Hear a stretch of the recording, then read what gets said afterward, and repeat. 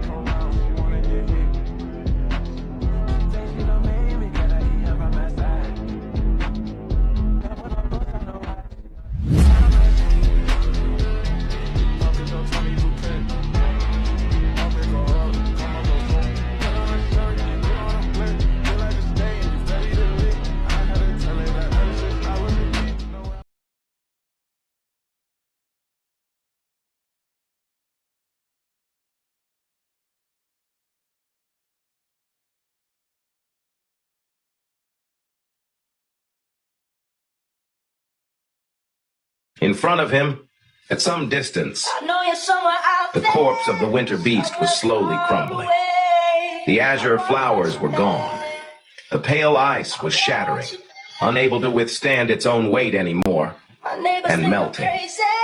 The desiccated corpses of the nightmare creatures that had been encased in it caught flame and were scattered by the wind. Soon, it was all over. Full of an indescribable feeling, Sunny slowly approached the place where the winter beast had died. His enemy was gone, and all that remained was a scattering of shimmering soul shards, the fragmented remains of his frozen shell, and a barrow of pale ice. There was no sign of the vague silhouette that he had bitten in half anywhere in sight. It must have turned to ash like the rest of the corpses fused with the abomination. The remaining ice, what had been the innermost core of the Titan's body once, was not melting, but neither was it radiating a sense of fatal cold. That cold was there still, but now it seemed to be contained within the ice, instead of spreading outward like a curse. In the flaming darkness of the obsidian lake, the mystical ice looked almost like frosty metal. Sunny hesitated for a few moments, then sighed, coughed violently, and summoned the covetous cougher. He placed everything inside, the soul shards, the fragments of frozen shadows, and the pieces of pale ice. It's over. The winter beast was dead. He had settled the score and avenged himself. He had avenged everyone else as well. His business in Antarctica was finished. Suddenly, Sunny looked tired. He glanced around, his gaze a little lost, and then asked quietly, "Now what?" Of course, there was no response. There was no one to respond either. In the silence of the obsidian lake, Sunny rubbed his face tiredly and closed his eyes. I'm tired of this place. Not the depths of Mount Erebus, not the ruins of the Erebus Field, and not even the Antarctic Center. Sunny felt tired of this world. Nothing was holding him back here anymore. And so, he decided to leave. A dozen seconds later, his figure disappeared from inside the broken volcano and off the face of the earth. He would not return to the waking world for 3 long, lonesome years.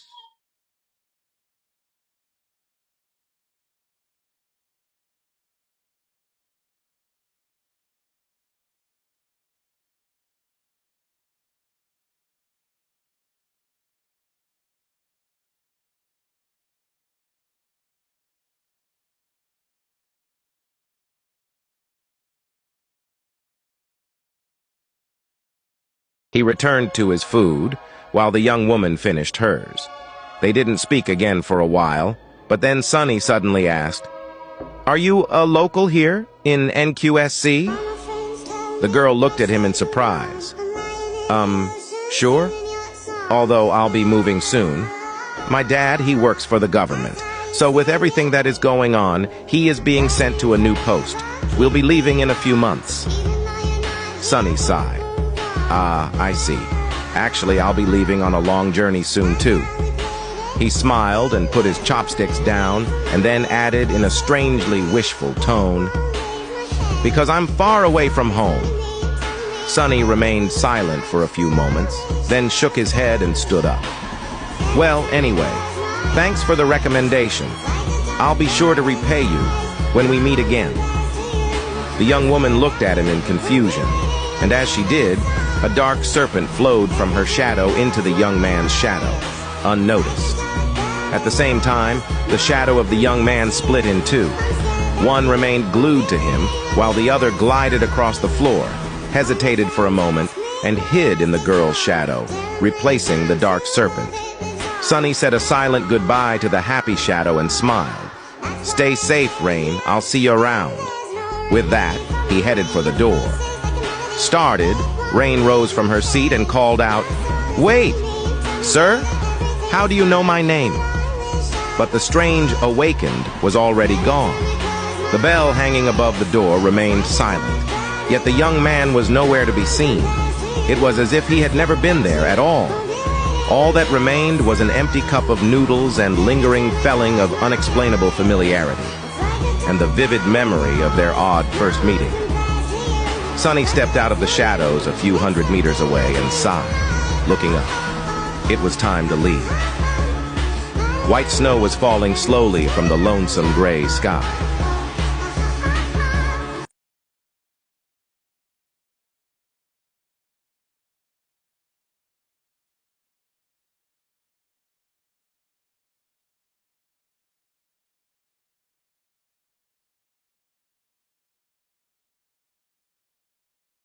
Watch that shit. I ain't even gon' get mad. I'm young, black and rich. She tryna sell me lies, bitch. I ain't buying shit. If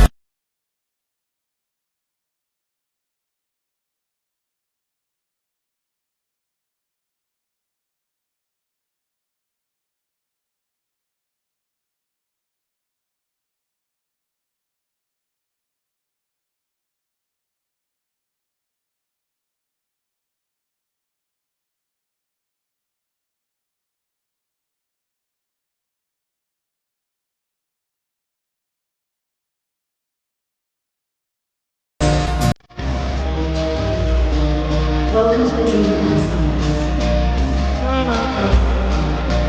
I'm back.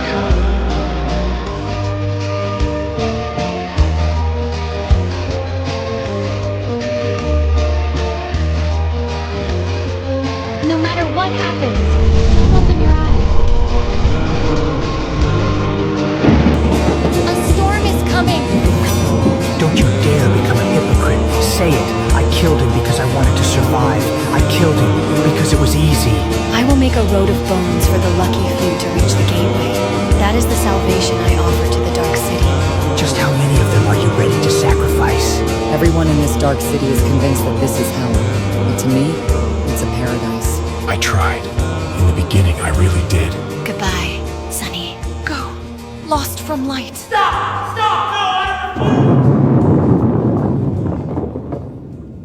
We were tough bastards, weren't we? Rest easy now. The others are doing well. Most of them still follow Nephis, but they are masters now. The remaining handmaidens will ascend before too long. Seishan is taking care of them. Effie and Kai are already saints. There are a few independents like myself out there too. We all escaped.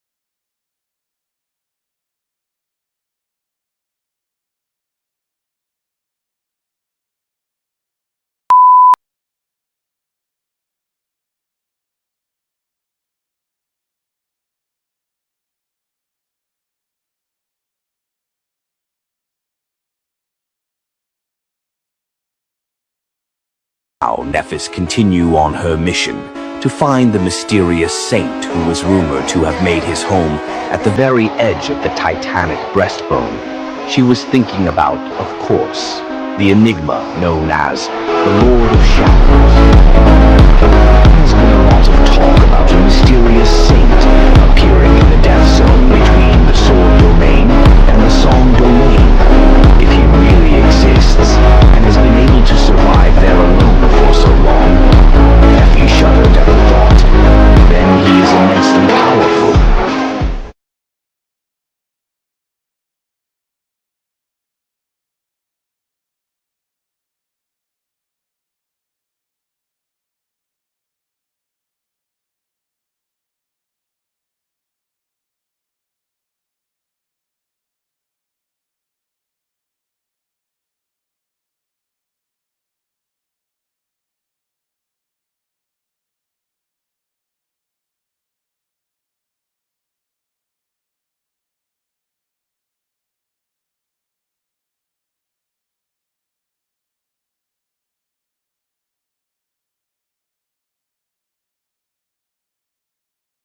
So, I'll give you the same chance, Lady Changing Star. If any of you emissaries of valor manage to leave a scratch on my armor, I'll accept your proposal. What do you say? Nephis did not answer immediately, contemplating his offer. Eventually, she asked, "A duel? Which one of us do you want to fight?" He chuckled. "Any of you, all of you. It doesn't matter. I won't even use my aspect."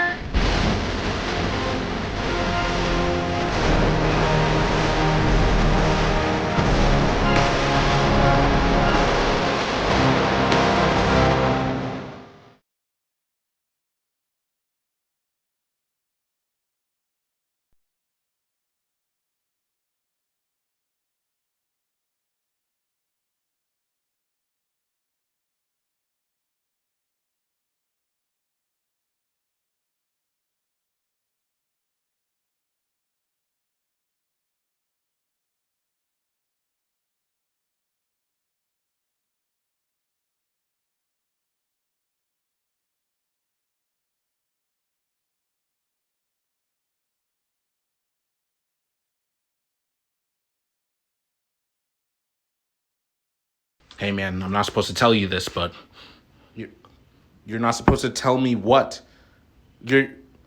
Finish the sentence. You're not supposed to tell me what. What are you supposed to tell? Finish the sentence.